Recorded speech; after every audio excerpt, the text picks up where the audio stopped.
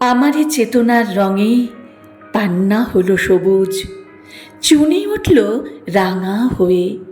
আমি চোখ মেললুম আকাশে, জ্বলে উঠল আলো পূবে পশ্চিমে। গোলাপের দিকে চেয়ে বললুম, সুন্দর সুন্দর হলো সে। তুমি বলবে এ যে তত্ত্ব কথা, এ কবির বাণী নয়। আমি বলবো এ সত্য, তাই এ কাব্য। এ আমার অহংকার, অহংকার সমস্ত মানুষের হয়ে। মানুষের অহংকার বটে বিশ্বকর্মার বিশ্বশিল্প। তত্ত্বজ্ঞানী জপ করেছেন নিঃশ্বাসে প্রশ্বাসে, না না না, না পান্না না চুনি, না আলো না গোলাপ, না আমি না তুমি। ওদিকে অসীম যিনি, তিনি স্বয়ং করেছেন সাধনা মানুষের সীমানায়, তাকেই বলে আমি।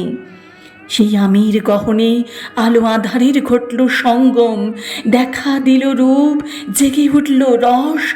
না, কখন ফুটে উঠে হলো হাঁ। মায়ায় মন্ত্রে রেখায় রঙে সুখে দুঃখে, একে বলো না তত্ত্ব। আমার মন হয়েছে পুলকিত। বিশ্ব আমি রচনার আসরে হাতে নিয়ে তুলে, পাত্রে নিয়ে রং। পণ্ডিত বলছেন বুড়ো চন্দ্রটা নিষ্ঠুর, চতুর হাসি তার। মৃত্যুদূতের মতো গুড়ি মেরে আসছে সে পৃথিবীর পাঁজরের কাছে। একদিন দেবে চরম টান তার সাগরে পর্বতে। মর্তলোকের মহাকালের নূতন খাতার পাতা জুড়ে নামবে একটা শূন্য, গিলে ফেলবে দিন রাতের জমা খরচ। মানুষের কীর্তি হারাবে অমরতার ভান, তার ইতিহাসে লেপে দেবে অনন্ত রাত্রির কালি।